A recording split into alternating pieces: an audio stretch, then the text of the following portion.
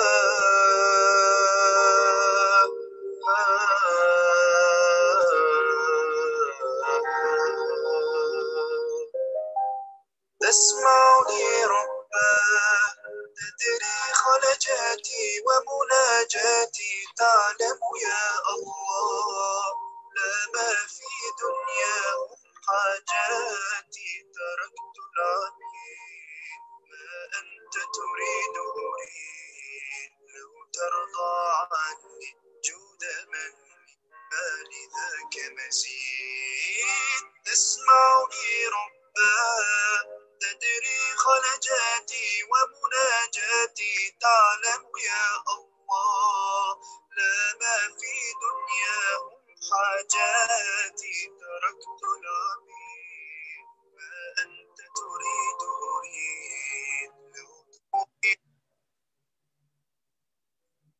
كلهم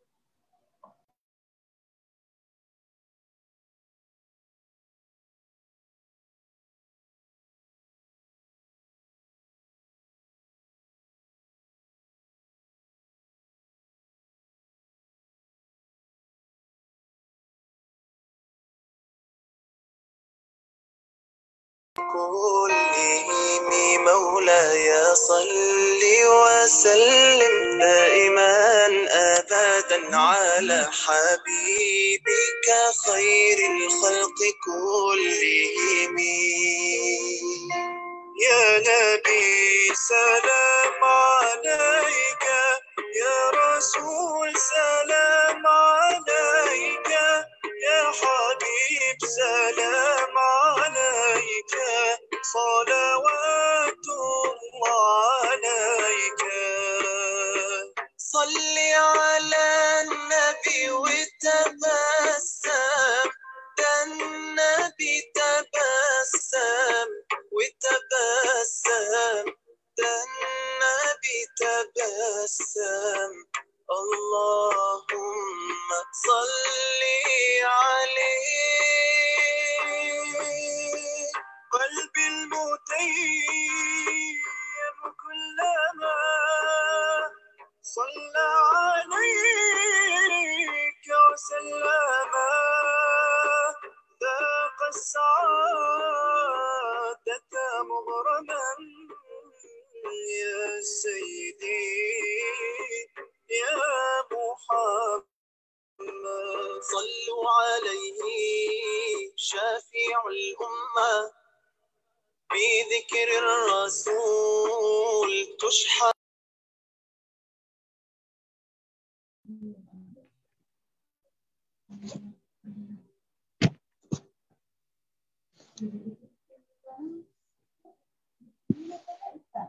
Baik teman-teman semuanya, apakah suara saya terdengar? Terdengar. Terdengar. Kita mulakan saja ya, karena waktu sudah menunjukkan pukul 5:10. Bismillahirrahmanirrahim. Assalamualaikum warahmatullahi wabarakatuh. Merdeka. Merdeka. Merdeka.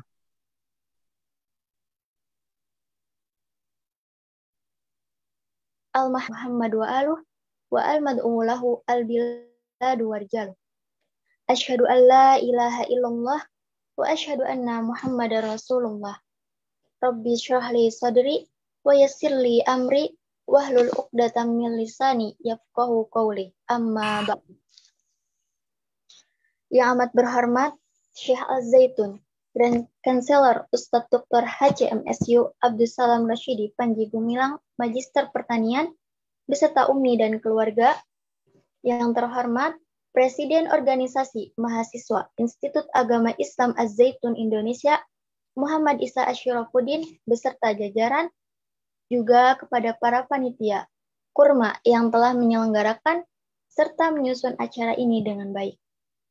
Tak lupa kepada rekan-rekan mahasiswa yang telah meluangkan waktunya untuk hadir di acara Kurma pada pagi hari ini.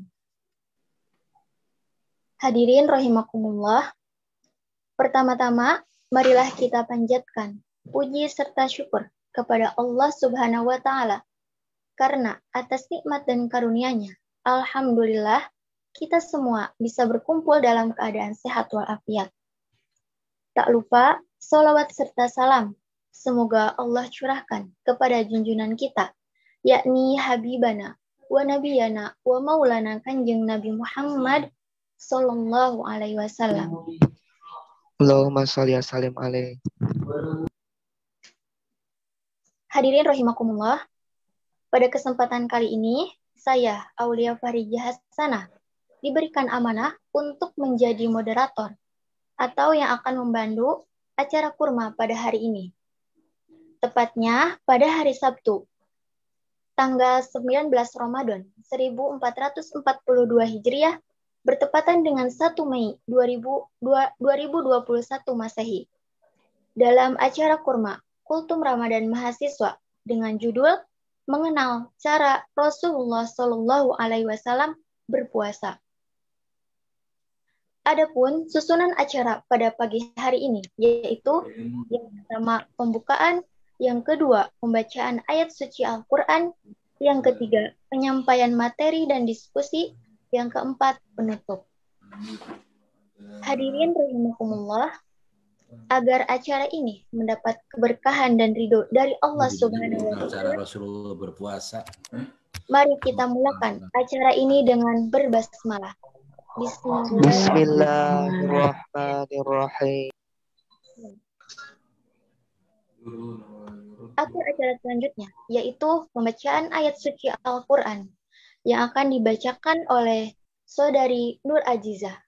Kepadanya disilakan. Assalamualaikum warahmatullahi wabarakatuh. Waalaikumsalam warahmatullahi wabarakatuh.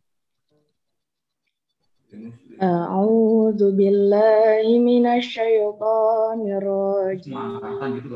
Campur. Bismillahirrahmanirrahim. Enggak semua ikut ya.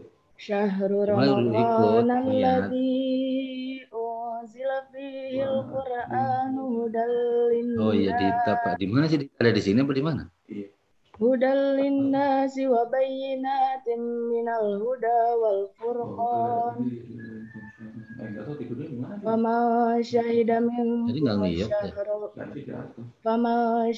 minkum syahra falyasum.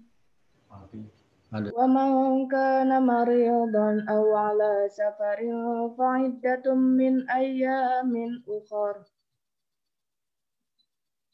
Yuridullahu bikumul yusra wa la yuridu bikumul usra wa litukmilul iddata wa litukabbirullaha ala ma hadakum wa la'allakum tashkurun. Aku berlindung kepada Allah dari godaan syaitan yang terkutuk dengan menyebut nama Allah yang Maha Pengasih lagi Maha Penyayang. Bulan Ramadan adalah bulan yang di dalamnya diturunkan Al-Quran sebagai petunjuk bagi manusia dan penjelasan mengenai petunjuk itu. Dan pembeda antara yang benar dan yang batil. Karena itu, siapa yang di antara kamu ada di bulan itu, maka berpuasalah. Dan siapa yang sakit atau dalam perjalanan dia tidak berpuasa, maka wajib menggantikannya sebanyak hari yang ditinggalkannya itu pada hari-hari yang lain. Allah menghendaki kemudahan bagimu dan tidak menghendaki kesukaran bagimu. Hendaklah kamu mencukupkan bilangannya dan mengagungkan Allah atas petunjuknya yang diberikan kepadamu, agar kamu bersyukur. Shadaqallahul azim. Maha benar Allah dengan segala firman-Nya. Wabillahi taufiq wal hidayah. Wassalamualaikum warahmatullahi wabarakatuh. Waalaikumsalam warahmatullahi wabarakatuh. Shadaqallahul azim, shadaqallahul azim, shadaqallahul azim. Terima kasih kepada Saudari Nur Ajizah yang telah membacakan ayat suci Al-Qur'annya. Semoga dengan bacaan Al-Quran tadi kita mendapat keberkahannya. khususnya bagi yang membacakannya, Amin. umumnya bagi kita semua yang mendengarkannya. Baik teman-teman semuanya, memasuki atur acara selanjutnya, yaitu acara yang sudah kita tunggu-tunggu, penyampaian materi yang akan disampaikan oleh Saudari Dita.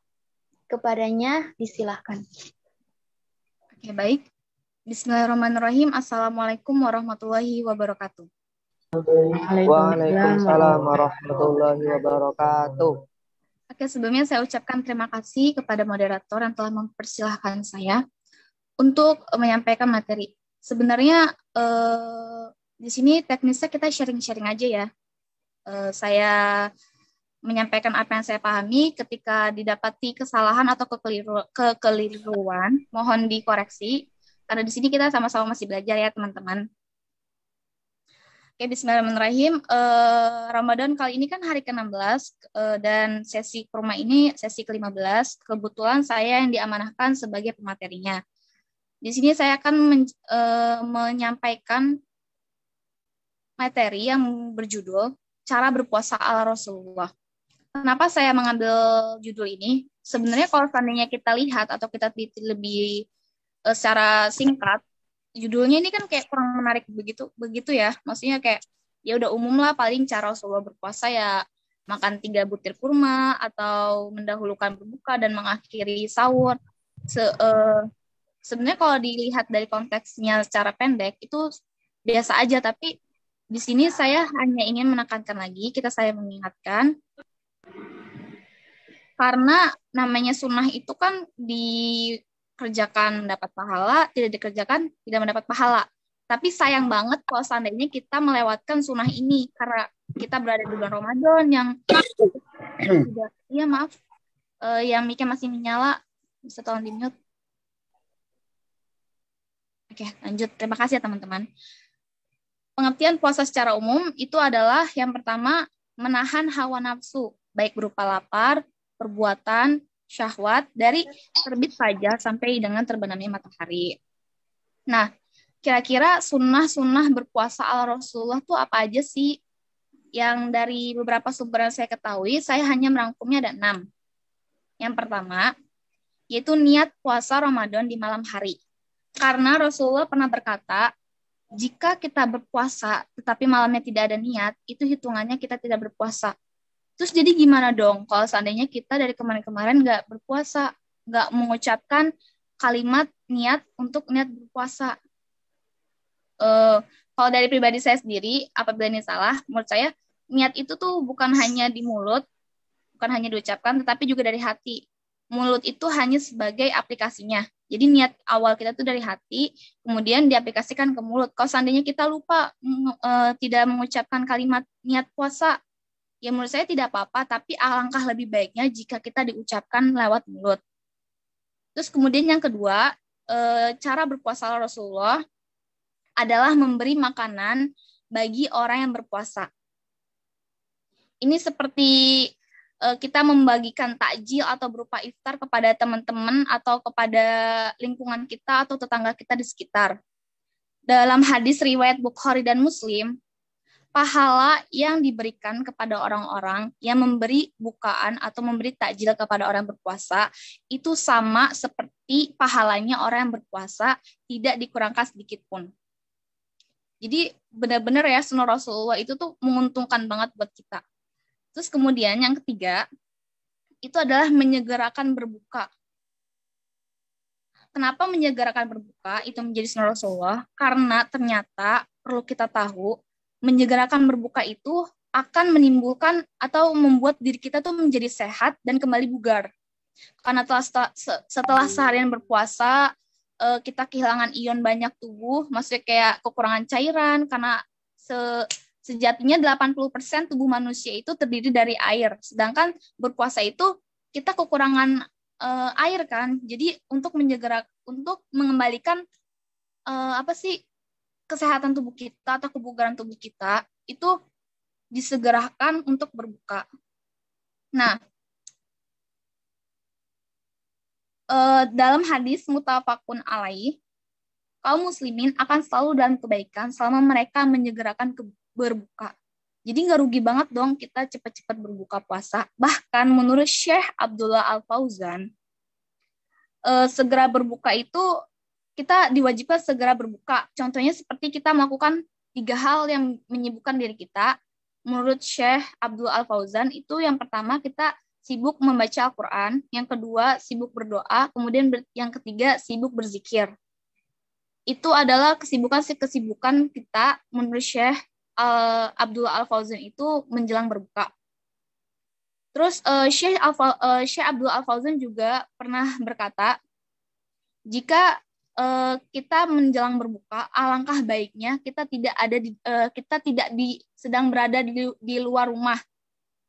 Karena kalau seandainya kita berada di luar rumah atau sedang dalam perjalanan menuju rumah, itu takutnya atau dikhawatirkan kita melewatkan berbuka itu, keutamaan menyegerakan berbuka.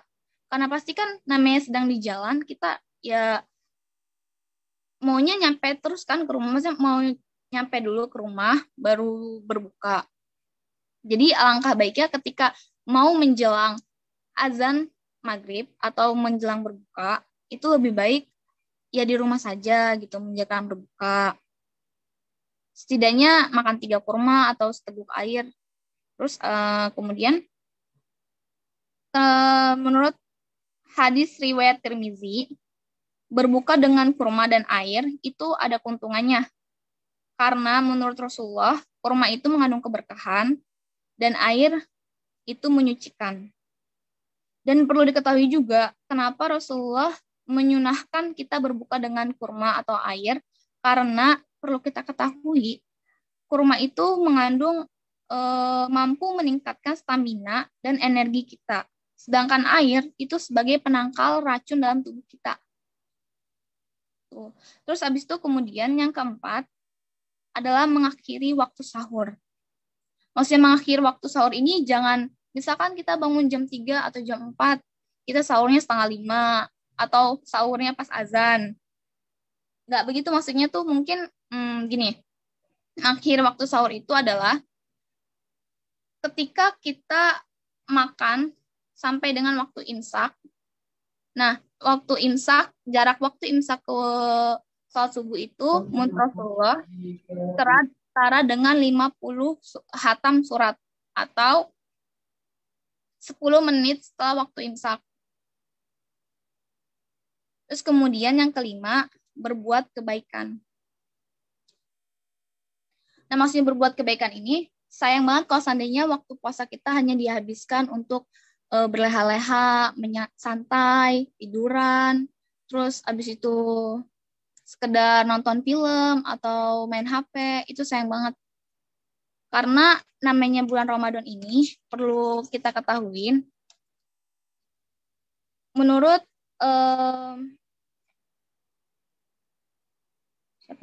menurut hadis riwayat Al-Mahamuli dan Al-Amali 550 dan Ibnu Khuzaimah dalam Sahihnya 1887 yang berkata seperti ini.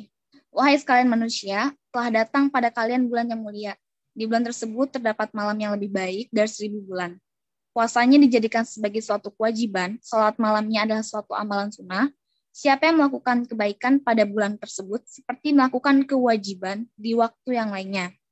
Siapa yang melaksanakan kewajiban pada bulan tersebut seperti menunaikan 70 kewajiban yang di waktu lainnya. Jadi sia-sia banget kalau seandainya kita hanya menghabiskan waktu bulan Ramadan ini untuk sekedar santai, untuk sekedar tidur-tiduran atau lakukan hal-hal yang sekiranya tuh kurang berfaedah lah. Terus abis itu karena di setiap kebaikan yang dilakukan oleh manusia akan dilipat gandakan dengan 10 kebaikan yang semisal hingga 700 kali lipat kecuali amalan puasa, kata Allah. Karena amalan puasa itu Allah sendiri yang menilainya. Karena menurut Allah, kita puasa itu untuk Allah, jadi Allah sendiri yang menilai. Dan asal kita tahu, bau mulut orang puasa itu menurut Allah lebih wangi dibanding wangi minyak kasturi. Kemudian yang terakhir, puasa ala Rasulullah adalah berolahraga. Tapi kan namanya puasa kan kita pasti lemes ya nggak sih olahraga. Maksudnya olahraga di sini tuh jangan olahraga yang berat-berat kayak nge-gym atau ngangkat beban-beban berat. Kayak mungkin sekedar naik turun tangga itu juga udah termasuk olahraga kan. Karena kita kan menggerakkan sendi-sendi kita. Atau sekedar jalan-jalan kecil, menghirup udara segar di pagi hari. Atau sekedar kalau bagi yang perempuan ngepel, nyapu, nyuci piring, itu kan juga termasuk olahraga kan. Kayak apa? Menggerakkan tubuh kita lah. Seperti itu. Oke, karena waktunya juga sudah habis, dikembalikan lagi kepada moderator.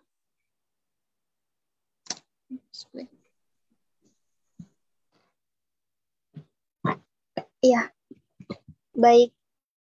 Terima kasih kepada Dita yang telah menyampaikan materinya.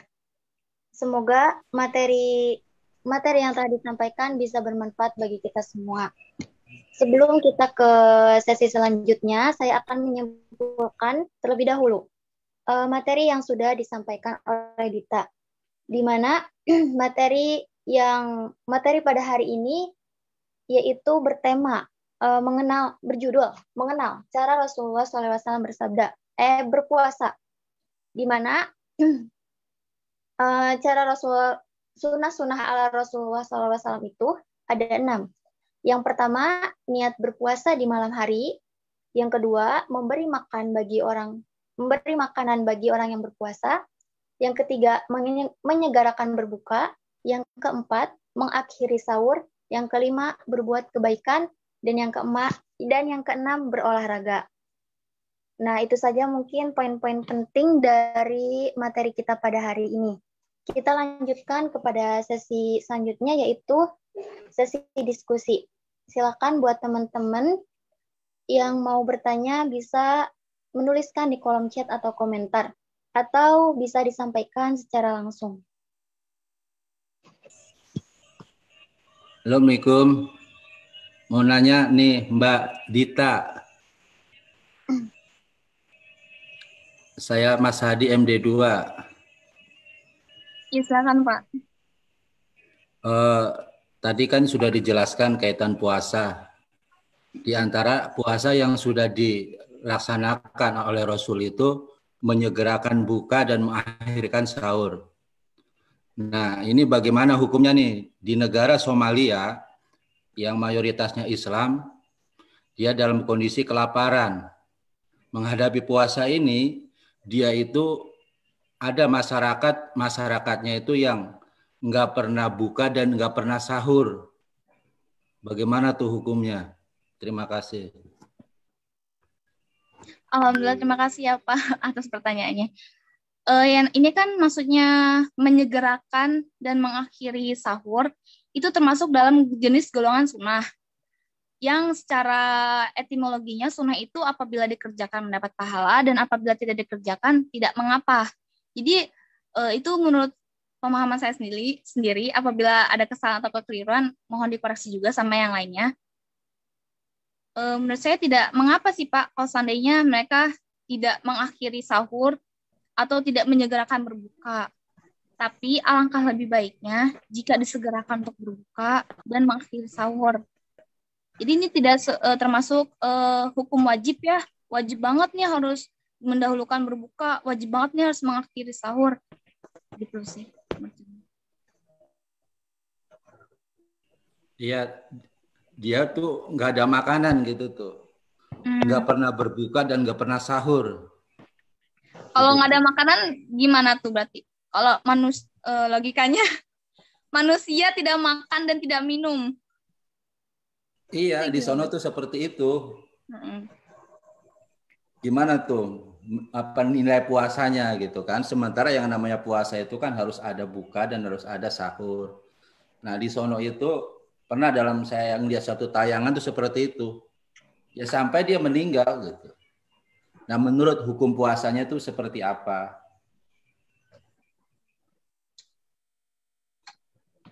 Hukum puasanya.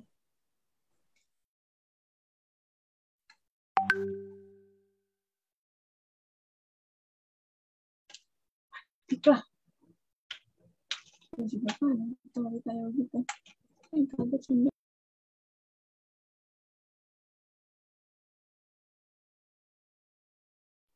Kalau menurut saya mungkin salah. Hukumnya tetap sah karena tidak ada dalil dari Rasulullah yang mewajibkan suatu rukun wajib puasa adalah sahur gitu.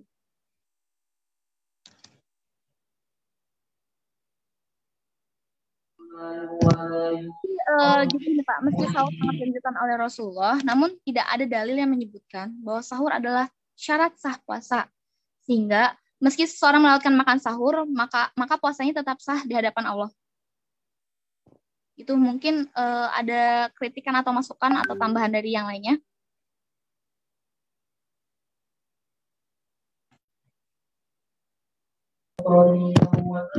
Intinya kalau ada yang meninggal gara-gara puasa itu nggak mungkin ya. Soalnya puasa itu niatnya kan untuk kesehatan. Jadi kita nggak boleh milih meninggal. Soalnya babi bisa jadi halal jika dalam keadaan darurat. Walaupun hukum awalnya haram, jika dalam keadaan darurat kita boleh memakan babi. Jadi kita nggak boleh memilih meninggal daripada ini. Puasa gara-gara puasa jangan jangan jadi alasan.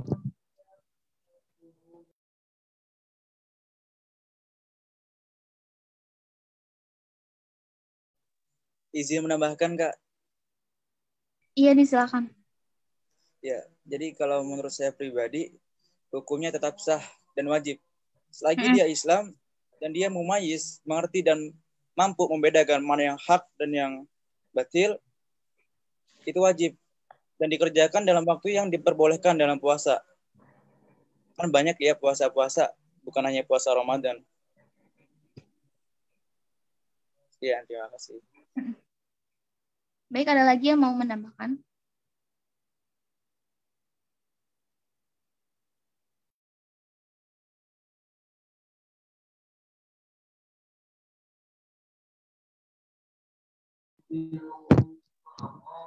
Alhamdulillah di sini di Indonesia pada bulan Ramadan di setiap masjid mengadakan buka bersama biasanya. Di tempat-tempat juga banyak.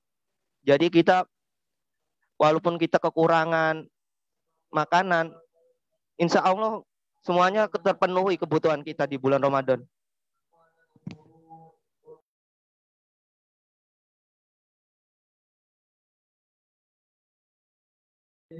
Itu udah janji Allah. Di bulan Ramadan semuanya akan lebih bahagia dari bulan-bulan yang lainnya. Bergembiralah yang masih diberikan kesempatan hidup di bulan Ramadan pada tahun ini.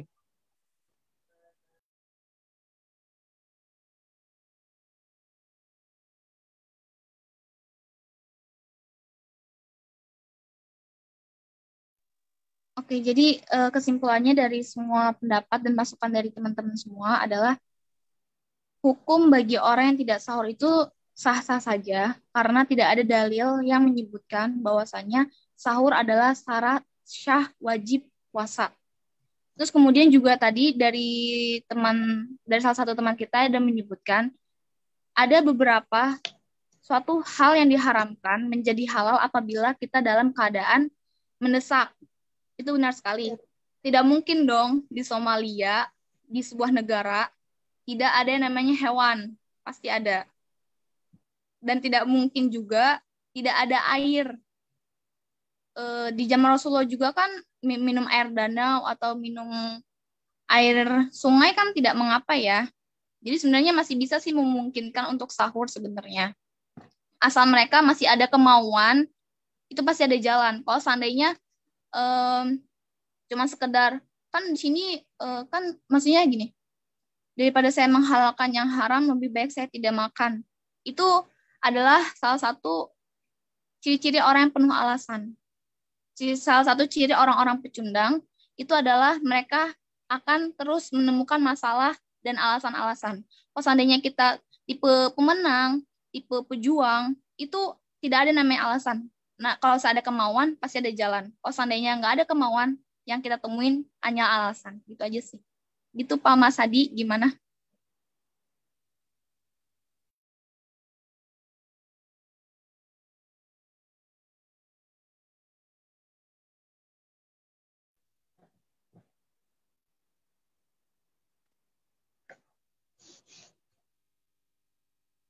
Ya, bagaimana Abi Mas Adi?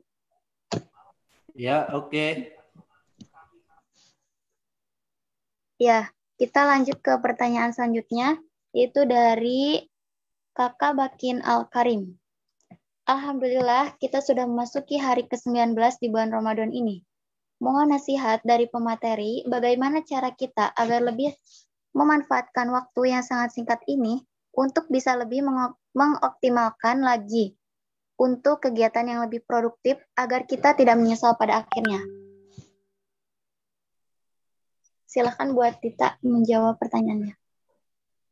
Sebenarnya selama ini ini dari pribadi saya sendiri, dari pengalaman sendiri, bagaimana cara kita meningkatkan atau mengoptimalkan waktu kita di dunia untuk melakukan hal-hal kebaikan, itu adalah salah satunya kita mengingat aja ada Al-Mahfuzat kalau nggak salah yang mengatakan atau menyampaikan seperti ini. Beribadahlah kita seakan-akan kita akan mati esok hari, dan bekerja keraslah seakan-akan kita akan hidup selamanya. Jadi itu yang selalu menjadi pegangan saya selama saya hidup adalah ketika saya beribadah atau ketika saya malas beribadah, saya tuh kadang suka berpikir, kalau seandainya tiba-tiba saya wafat beberapa menit ke depan, itu saya sia-sia banget kalau seandainya saya mati dalam keadaan bermaksiat atau mati dalam keadaan yang tidak memiliki pegangan atau amalan kebaikan. Jadi itu yang selalu menjadi push atau support system saya terus melakukan sebuah kebaikan. Adalah ketika saya selalu mengingat nanti kalau seandainya saya 5 menit ke depan atau 1 menit ke depan, saya udah ambil nafasnya secara tiba-tiba sama Tuhan. Misalkan kita belum melakukan sholat, saya belum melakukan sholat, waduh bahaya nih. Jadi sebisa mungkin ingat aja. Ingat seandainya tiba-tiba kita mati, kan karena usia tidak ada yang tahu, kejadian, ajal tidak ada yang tahu, alangkah lebih baiknya kita ingat lebih dulu sebelum itu terjadi. Jadi itu sih salah satu hal yang membuat saya terus mengoptimalkan dan mensupport diri saya untuk terus berbuat baik. Apalagi ini bulan Ramadan nih, pahala dilipat gandakan. Terus misalkan namanya Ramadan di kuliah ada tugas tadarus kan. Setiap hari tadarus 1 juz. Itu namanya orang puasa pasti kering-kering lah tenggorokan ya. Saya juga manusia, saya juga merasakan itu kering banget tenggorokan, nggak bisa minum, tapi harus tuh namanya sebuah kewajiban, namanya sebuah keharusan ya pastilah harus dilaksanakan kan. Terus puasa harus tadarus, aus banget. Kalau seandainya kita nggak tahu kalau puasa ini suatu hal kebaikan itu dilipatkan 10 kali sama Tuhan, sama Allah, itu pasti kita malas banget. Tapi lagi-lagi ketika saya ada rasa malas itu muncul di diri saya tuh selalu ingat kayak, ini bulan Ramadan nih, sayang banget kalau seandainya disia-siain. Pahalanya 10 kali. Misalkan kita baca basmalahnya aja, Bismillahirrahmanirrahim. 1 huruf ba dinilai 1 kan. Oh, ini bulan Ramadan dikali 10, 1 kali 10, udah 10. Bismillahirrahmanirrahim ada berapa huruf? Terus dikalikan 10. Belum lagi, kalau kita baca 1 juz, itu ada berapa ayat, ada berapa ribu huruf, terus dikalikan 10. Udah sebanyak apa coba pahala kita, ya kan? Jadi itu sih yang selalu motivasi saya kayak, nggak boleh sih, ini nggak boleh disia-siain banget. Ibaratnya kayak hujan duit 100.000 nih. Sayang banget kan kalau seandainya kita cuma ngeliatin atau kita kayak capek ngambilnya dibang uang doang. Tapi kalau seandainya kita kayak mengambil kesempatan jackpoint itu, pasti deh bakal ada rasa semangat banget. Ini bulan Ramadan, bulan penuh berkah, pahala dilipat gandakan. Ya sia-sia aja sih kalau seandainya dicuekin gitu aja. Kayak Allah lagi ngelambain tangan, sini, ke sini yuk. Lagi ibarat pintu surga lagi dibuka-bukanya, terus kita cuek, nggak mau masuk. Itu rugi banget sih.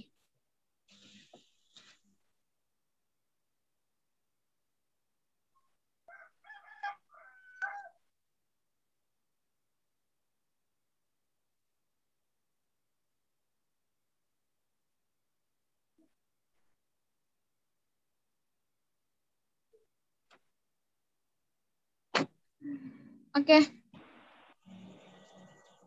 Ada yang mau menambahkan atau memberikan motivasinya lagi untuk kita terus berbuat baik, meningkatkan diri menjadi pribadi yang lebih baik?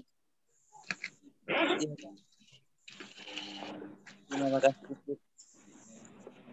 Jadi berkaitan dengan bulan Ramadan ini, cara kita ada 4 nih. Kalau menurut saya itu harus disiplin rohaniah. Disiplin rohaniah ini adalah dengan maksud puasa ini melepaskan manusia dari ikatan kehewanan. Jadi karena hanya binatanglah yang tidak sanggup menahan seleranya, tidak sanggup menahan syahwatnya, birahinya, dan hanya takut kepada apa-apa yang dia lihat. Yang kedua ada disiplin akhlak. Akhlak ini ibadah puasa sifat lurus dan jujur dari segala urusan dan mempertanggungjawabnya. Dan yang ketiga, ini ada puasa dapat menumbuhkan solidaritas yang sangat kuat. Yang keempat adalah disiplin jasmaniah. Puasa secara praktis memperbarui kehidupan manusia, yaitu membuang makanan yang telah lama mengendap dan menggantinya dengan yang baru. Seperti itu, Kak. Jadi ada 4 tadi, disiplin jasmaniah, disiplin akhlak, disiplin sosial, dan disiplin rohaniah. Seperti itu. Dan dalam berkehidupan, sesungguhnya Allah tidak pernah membebani seseorang atau hambanya, melainkan sesuai dengan kesanggupannya. Itu di dalam surat Al-Baqarah ayat 286. Terima kasih.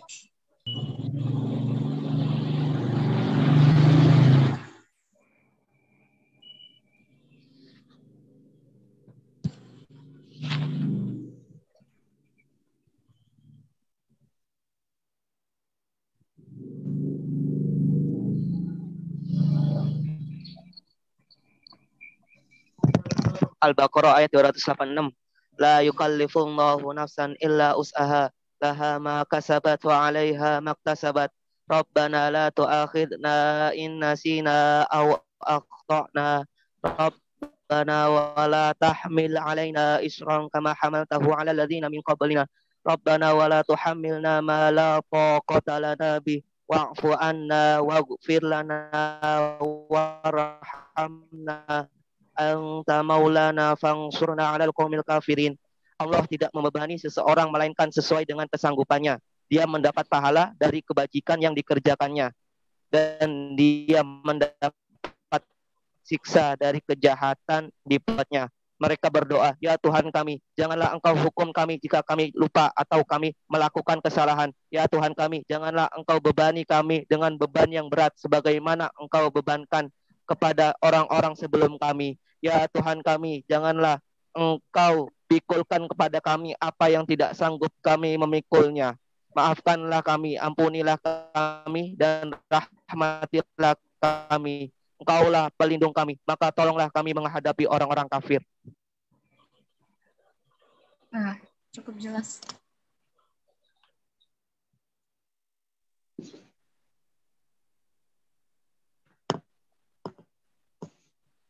Di ayat yang tadi kan ada ya,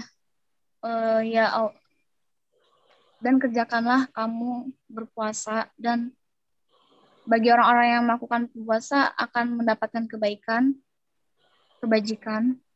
Terus kalau yang itu yang meninggalkan ya, kalau meninggalkan mendapat keburukan. Mungkin maksudnya berpuasa di sini bukan dalam hal artian sekedar makan, menahan haus, menahan lapar, menahan hawa nafsu.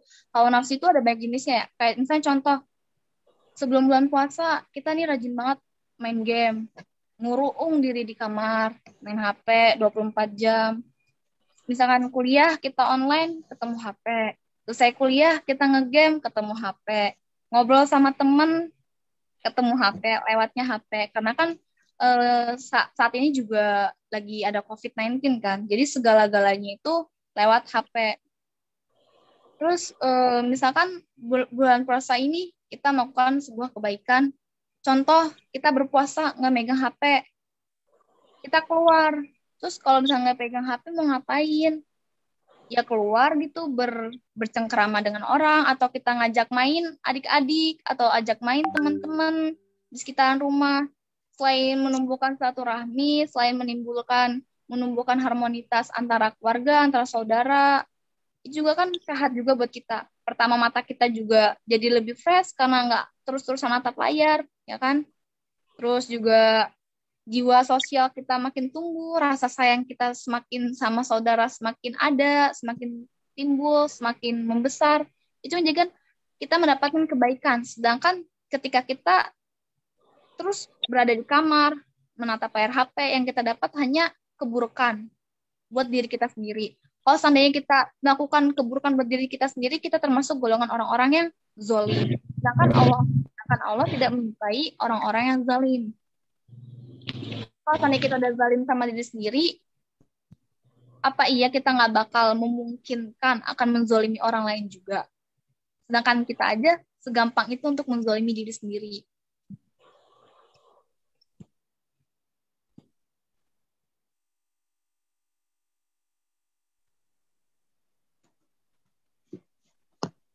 Yaitu pertanyaan dari Bakin Al-Karim, bagaimana Kak? Apakah sudah jelas?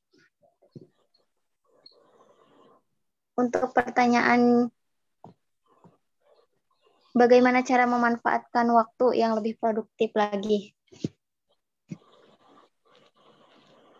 Gimana Kak Batin? Apakah sudah jelas jawabannya?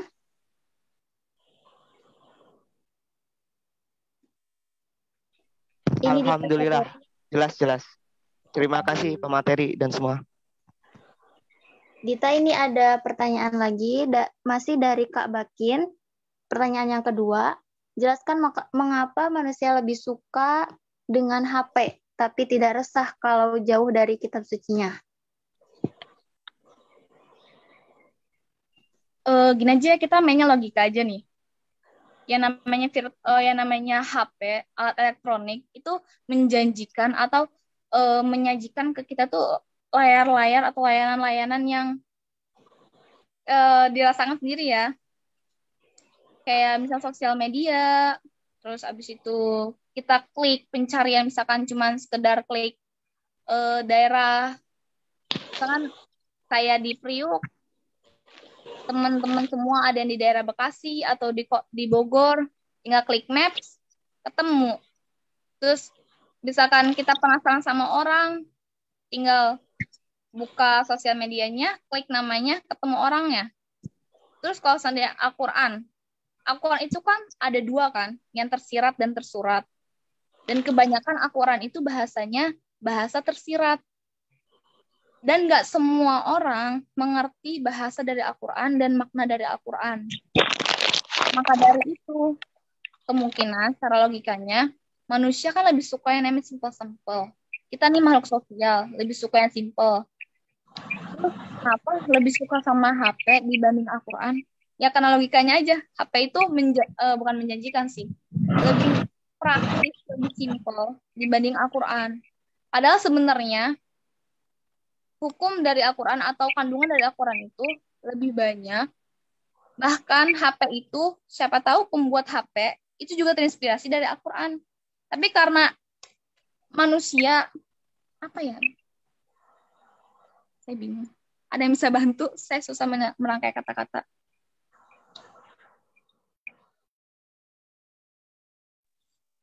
Sedikit Kak.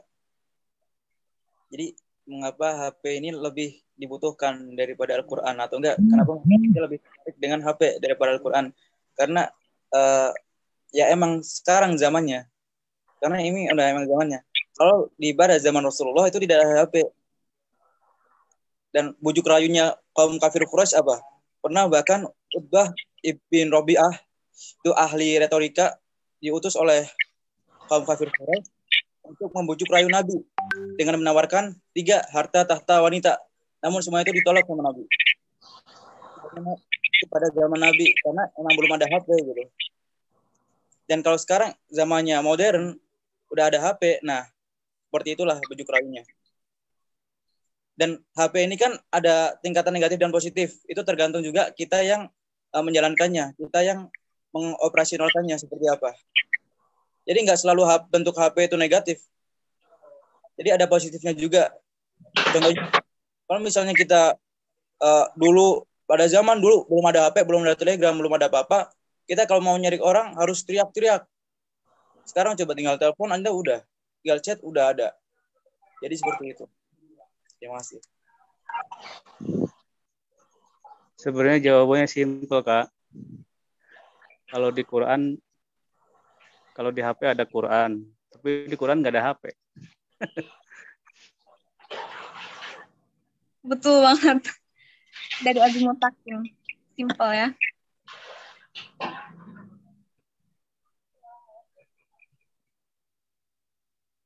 Oke, ada lagi yang mau menambahkan? Silahkan banget.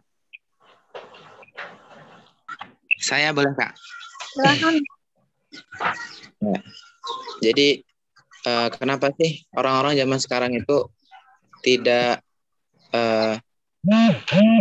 kita jauh dari Al-Quran, justru ketika memegang HP tahan selama hampir berjam-jam gitu kan? Karena untuk Al-Quran ini banyak dari kita yang tidak paham dengan makna Al-Quran itu sendiri. Karena kita terkadang cuma membaca saja gitu kan. Tidak memahami arti, tidak membaca arti, setidaknya tidak membaca artinya.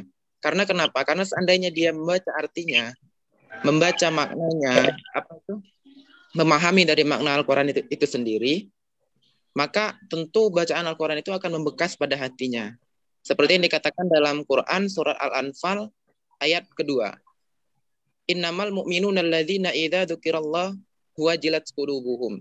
Sesungguhnya orang-orang yang beriman adalah mereka yang apabila disebut nama Allah gemetar hatinya.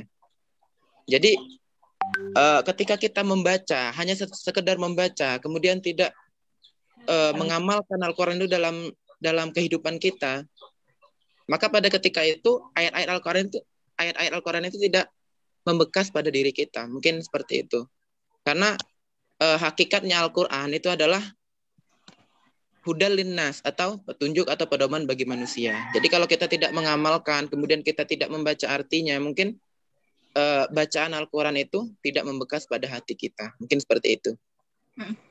Kemudian tambahan dari saya sedikit, kenapa orang itu lebih cenderung ke HP dibanding Al-Quran? Karena survei membuktikan ya, orang yang menggunakan makhrijul huruf secara baik, tajwid secara tepat, kemudian dilantunkan atau bahasa sekarangnya dimurotalkan, itu lebih tahan atau bisa baca sampai berjam-jam dibanding seseorang yang bacanya masih terbata-bata, makhrijul hurufnya masih salah, dan tajwidnya masih kurang tepat.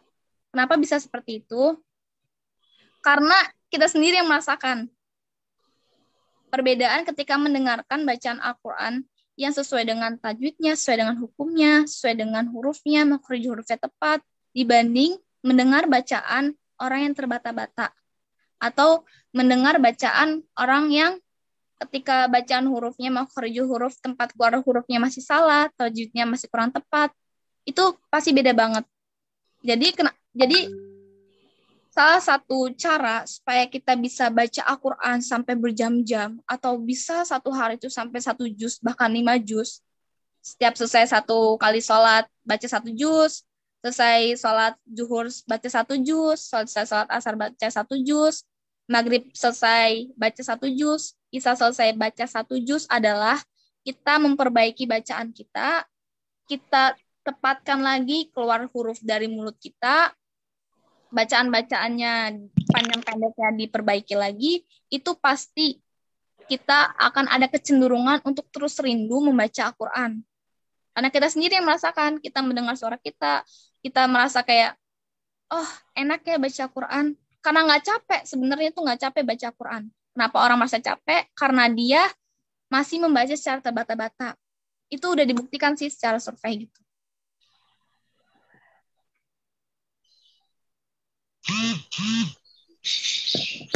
Walaqad yassarnal Qur'ana lidzikri fahal mim mudzakir.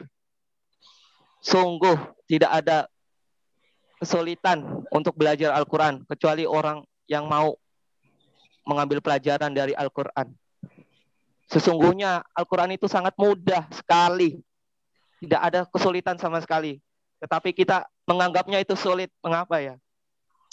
Ayo kita mengambil pelajaran dari semua yang sudah kita lakukan.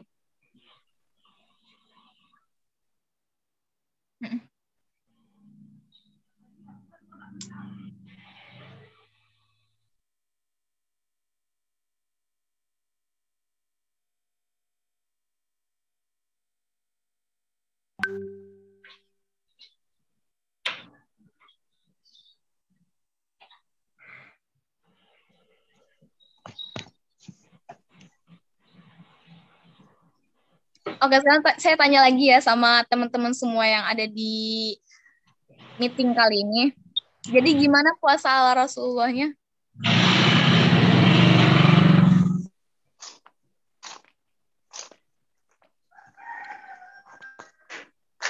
Mungkin Kak Abdul.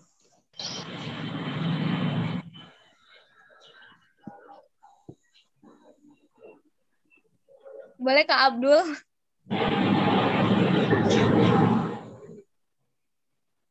Ayo Pak Abdul, Pak. Gimana tuh Kak? Silahkan Kak Abdul.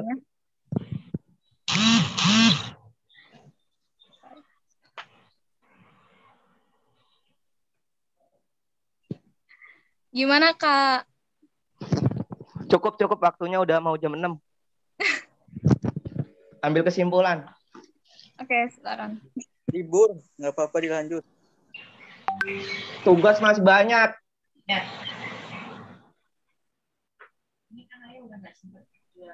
Oke, cukup sekian ya diskusi kita kali ini.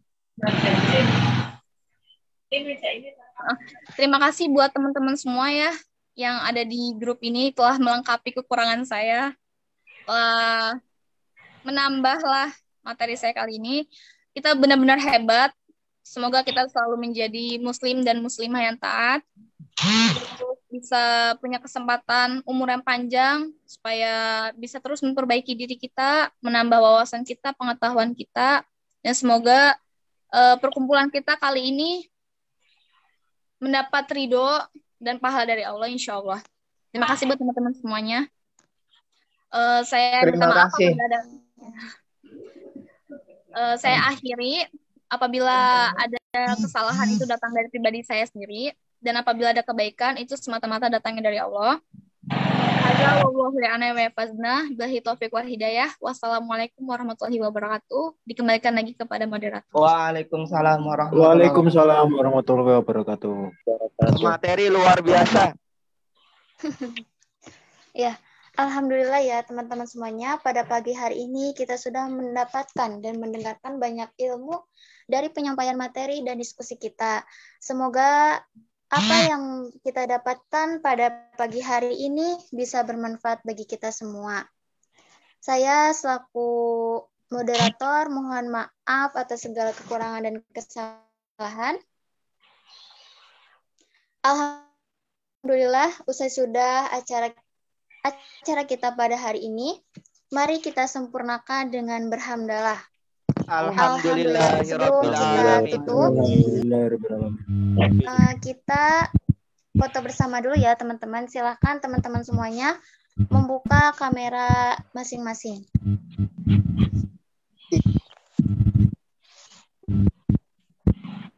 Di sini ada 3 slide ya. Oke, teman-teman semuanya sudah siap? Siap. Slide pertama ya. 1, 2, 3.